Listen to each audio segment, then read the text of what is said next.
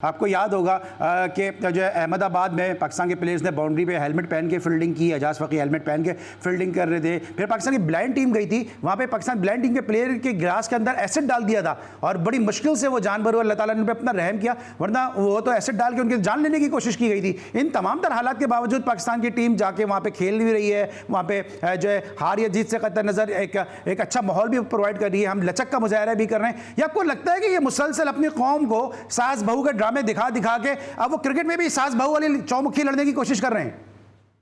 बिल्कुल ऐसा ही है। पाकिस्तान ने तो हमेशा आला ज़र्फ़ का मुज़ाहरा किया है, बावजूद इसके कि पिछले साल एससीओ की मीटिंग में हमारे वज़ीर ख़ारजा बिलावल भुट्टो गए थे, जो एक बड़े उभरते हुए बड़े अक्लमंद पॉलिटिशियन है।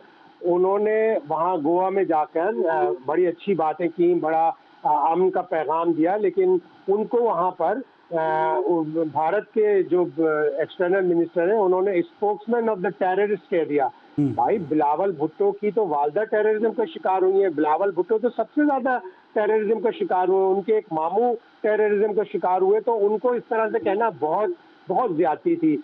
लेकिन वो जो शेर है कि जो आला ज़र्फ़ होते हैं हमेशा झुक के मिलते हैं, सुराही सरनिगू होकर भरा करती है पैमाना। तो पाकिस्तान ने तो हमेशा आला ज़र्फ़ का मुजाहरा किया है और भारत ही इसको पॉलिटिक्स में मिक्स करता रहा है, स्पोर्ट्स में पॉलिटिक्स डालता रहा है, जो कि बिल्कुल गलत है।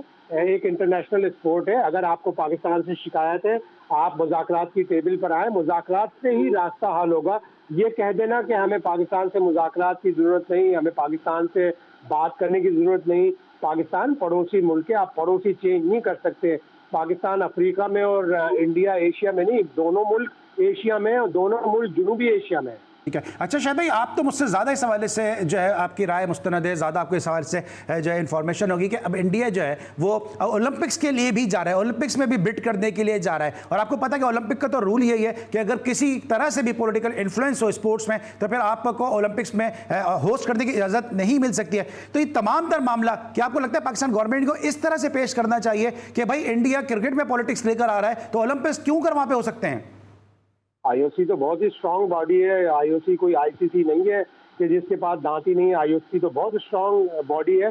उसने एक दफ़ा पाकिस्तान की गालिबन रेसलिंग टीम को जब इंडिया ने वीज़ा नहीं दिए तो उन्होंने एक इंटरनेशनल रेसलिंग इवेंट जो ओलंपिक्स का क्वालिफाइंग राउंड था वो भारत से ले लिया था। भारत से उसकी मेज़बानी ले ली थी। तो आप आईओसी से तो टक्कर ले ही नहीं सकते। तो अब ऑल्दो के पाकिस्तान ओलंपिक में इतना मतलब ऊंचे दर्जे का मुल्क नहीं है, लेकिन अभी हमने पिछले ओलंपिक्स में, पेरिस ओलंपिक्स में सोने का तमगा जीता है। इंडिया तो सोने के तमगे के लिए तरस रहा है। तो हम तो इंडिया से ओलंपिक्स में आगे निकल गए। तो हमें ओलंपिक्स में भी अपनी बात मनवानी पड़ेगी और आईओसी के पास जाना पड़ेगा। अगर इस तरह हमारे साथ खेलों में सियासत को मुलविस करते रहे तो पाकिस्तान को भी एक लाइन ड्रॉ करनी पड़ेगी। और अब लग रहा है कि मोहसिन नकवी साहब हुकूमत के ताबन से, हुकूमत की सलाह से एक लाइन ड्रॉ करेंगे और पाकिस्तान एक सख्त मौके इख्तियार करेगा। उस पर डट के रहना है, चाहे जितना भी फाइनेंशियल लॉस हो। ठीक है सर, आप